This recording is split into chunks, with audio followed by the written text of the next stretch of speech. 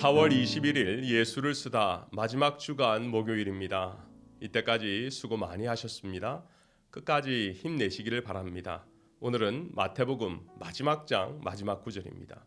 28장 18절에서 20절을 제가 읽어드리도록 하겠습니다. 예수께서 나와 말씀하여 이르시되 하늘과 땅의 모든 권세를 내게 주셨으니 그러므로 너희는 가서 모든 민족을 제자로 삼아 아버지와 아들과 성령의 이름으로 세례를 베풀고 내가 너희에게 분부한 모든 것을 가르쳐 지키게 하라. 볼지어다 내가 세상 끝날까지 너희와 항상 함께 있으리라 하시니라.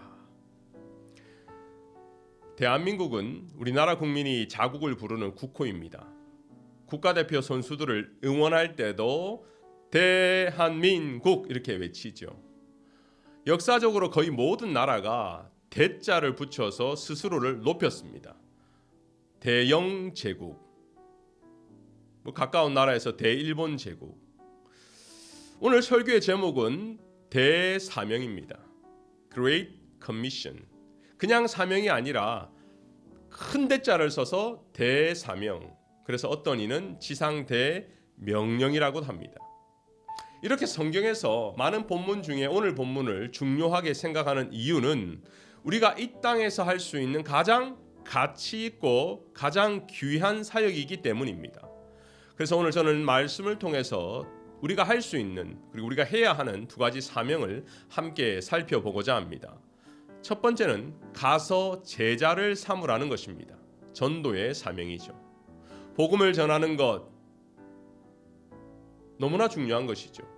우리 주위를 살펴보면 여전히 하나님을 알지 못하는 사람, 하나님을 알지만 여러 가지 상처로 인해 믿음이 없는 사람, 또는 너무 똑똑해서 성경에 믿어지지 않는다고 말하는 사람, 예수를 믿고 싶지만 누가 이끌어주지 못해서 머뭇거리는 사람들도 있을 것입니다.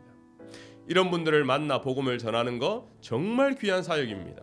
그런데요, 오늘 성경은 단순히 복음을 전하라라고 하지 않고 가서 제자를 삼으라라고 말합니다. 우리의 삶 자체가 날마다 배움인데요. 제가 군에 가서 배웠던 한 단어가 있습니다. 그것은 해처모여였습니다. 이 말은 흩어졌다가 다시 모이라는 이야기인데요.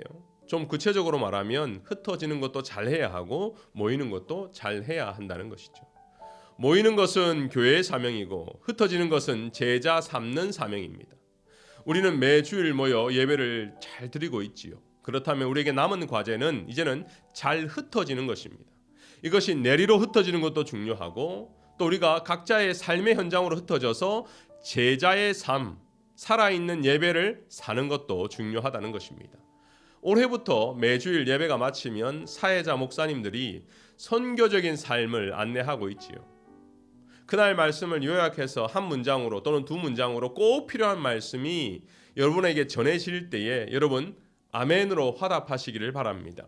성경은 제자가 되기 위한 분명한 조건을 말하고 있는데요. 누가복음 14장 27절입니다. 누구든지 자기 십자가를 지고 나를 따르지 않는 자도 능히 내 제자가 되지 못하리라.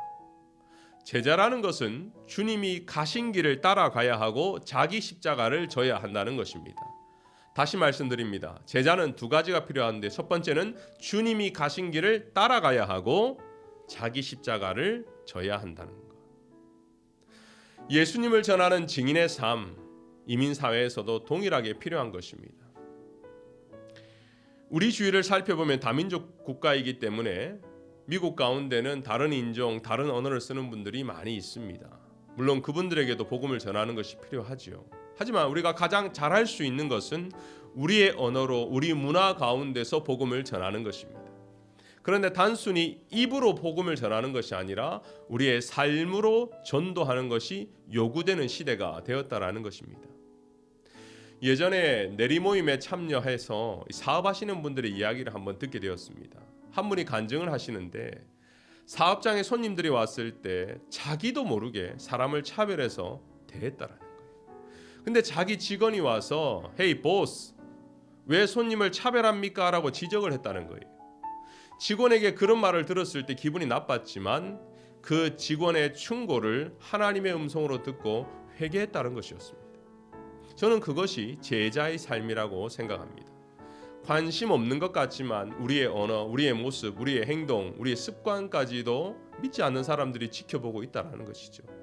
우리가 사람은 속일 수 있어도 중심을 보시는 하나님 앞에서 우리의 정직한 영이 회복될 때에 우리는 제자의 삶을 살아낼 수 있는 것입니다. 사랑하는 빈내리 성도 여러분, 가정에서, 학교에서 예수님의 제자로서 계속 증진하시기를 바랍니다. 두 번째 사명은 분부한 것을 가르쳐 지키게 하는 것, 교육과 양육의 사명입니다. 양육은 교회가 반드시 해야 하는 사명이죠. 새신자가 처음 교회에 와도 게이트웨이 5주 교육을 받게 되고, 교육부에서도 교사 세미나를 하고, 또 장년을 대상으로 이끄미스쿨, 중보기도 학교, 말씀 묵상 학교 하면서 따로 우리가 시간을 내어 교육을 받고 있습니다. 직분자를 세울 때도 교회는 무엇인지, 신앙생활을 어떻게 해야 하는지, 어떻게 성도와 교회를 섬길 수 있는지 교육을 받고 있습니다. 왜 우리가 이렇게 교육과 훈련을 합니까? 양육과 훈련을 통해서 하나님 앞에, 성도 앞에, 세상 앞에 영향력을 주는 사람이 되기 위함인 것이죠. 가르치는 것은요, 교수님 또는 선생님이 필요한데 성경은 좀 더 구체적으로 말하고 있어요. 고린도서 4장 15절을 보면 그리스도 안에는 1만 스승이 있으되 아버지는 많지 아니하니 그리스도 예수 안에서 내가 복음으로써 너희를 낳았습니다. 우리가 살아가는 지금 이 시대는요, 나이가 많은 노인이 아니라 아버지 같은 어른이 필요한 시대입니다. 100세 시대에 분명 노인들은 점점 많아질 거예요. 하지만 정말 필요한 사람은 아버지, 어머니 같은 어른입니다. 은퇴한 장로님들이 시무 장로님들을 섬기고, 은퇴한 권사님들이 시무 권사님들을 부모의 심정으로 서로가 서로를 섬길 때에 그것이 오늘의 말씀 분부한 것을 가르쳐 지키게 하는 것입니다. 믿음과 영성, 지혜와 인격, 이 모든 것들이 조화되고 섬기는 리더십을 서로가 서로를 향해 나아갈 때에 우리 교회는, 우리 빈내리 교회는 점점 복음으로 다음 세대를 세워 나가고 있을 것입니다. 결론의 말씀을 드립니다. 우리 교회는 선교적인 교회로 올 한 해 나아가고 있습니다. 그렇기 때문에 우리의 삶의 현장에서 제자를 삼고 분부한 것을 가르쳐 지키게 될 때에 다음 세대가 살고 달라스에 택함 받은 모든 자들이 주님께 돌아오는 축복의 통로, 그것이 빈내리 교회가 되었으면 좋겠습니다. 오늘 이 말씀을 나누면서 또 함께 묵상하면서 하나님, 마태복음 마지막 장 마지막 절 대사명이 나의 사명이 되게 하여 주옵소서, 이런 마음으로 함께 기도했으면 좋겠습니다. 기도하겠습니다.